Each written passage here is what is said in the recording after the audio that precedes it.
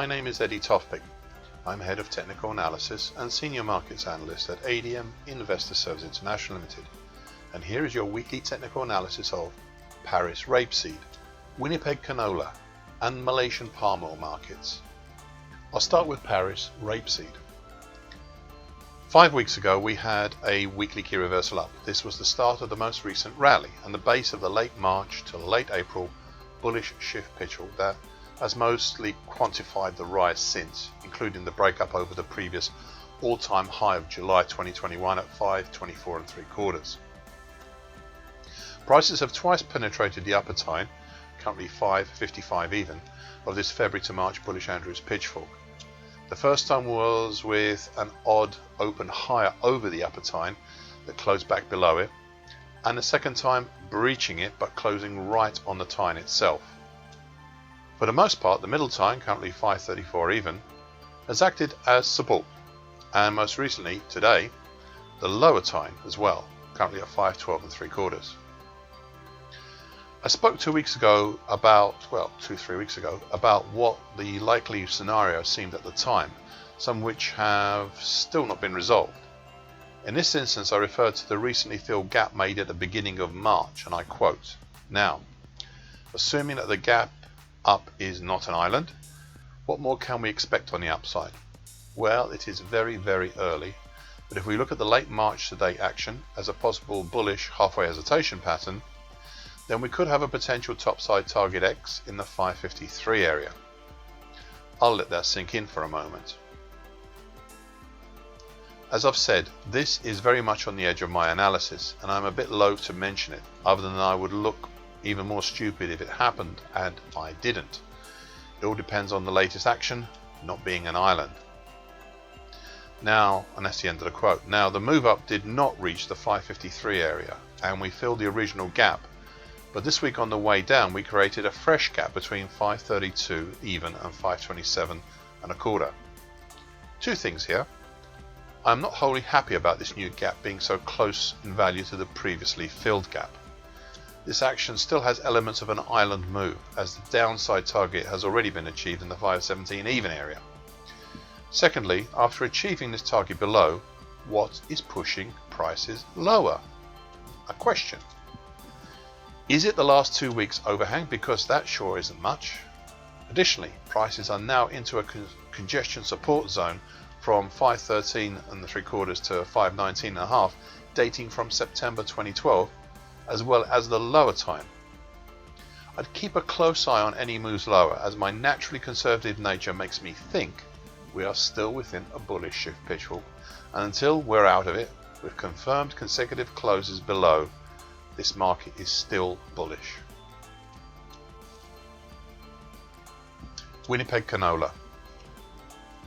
5 weeks ago, the market shot up off the combination of the uptrend, the short medium moving average currently at 791 1/2, and the short moving average currently 860 1/2.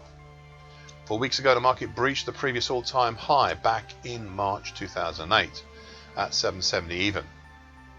2 weeks ago the market managed to breach and close over 1,000. It is this point that I'll refer to part of my commentary from 3 weeks ago, and I quote, "So what else can I say? Well, there is one possible pattern here that I have seen elsewhere in oilseeds and vegetable oils, but it is a tenuous one. So, if we were to look at the action from when it first started higher, not the previously mentioned start on Monday the 12th of April, but from the March low, up to today as a possible diaphanous, very acute, probably very unlikely bullish halfway hesitation, with last week as the previously mentioned hesitation, that's now 3 weeks ago, 4 weeks ago, then a possible target X, a maybe, very maybe target X, is in the 987.20 area, coincident with the next projected 100% Fibonacci line. By the way, if we use the 12th of April instead, well, we would already have achieved it." That's the end of the quote. I was very careful last time, as I really found it hard to see such a huge topside target. However, Friday 2 weeks ago the market peaked over 1,000. The very next day we had the first bearish pattern in 2 weeks, a combined bearish open and close black Mariposa plus a bearish Harami, and prices have dropped ever since. There are three interesting things about the fall since. Firstly, we had a gap on the way down at the same price level as on the way up in the previous week, leading to a gap between 8.94 even and 8.96.10. This means that prices have not traded at those levels ever. This means also that we have an island top formed over early May. There is no price target there as it relates to my second point and the elephant in the room here. The change gap from last week between 8.28.10 and 7.46 even, a bigger one than usual, but one of the things one has to put up with if you use, as I do, continuation charts. Anyway, target X, if I had bothered to draw one, would have been in that gap. Finally, my third point. This related to the action this week. We have seen two indecisive patterns already, and probably a third on the way today, with a possible bullish hammer action in there as well. It's all indicative of indecision at those levels, or these levels. There is some congestion here between 702.70 and 729.10, though we do have the overhead rising medium moving average currently at 745.10, capping the market action as well. However, I have a suspicion that the 2021 uptrend, currently at 710.65, may have something to do with it, but not necessarily as an uptrend. This is tenuous as well, but is as a version of a bearish bump and run reversal pattern type formed over 2021. It is not a clear pattern at all, and I can see many arguments against it. But if this uptrend is truly broken, then I suspect we may see a drop down that may well slice through the rising long moving average below, currently at 644.40. Caution on this one, and I'm still not happy about the idea of it either.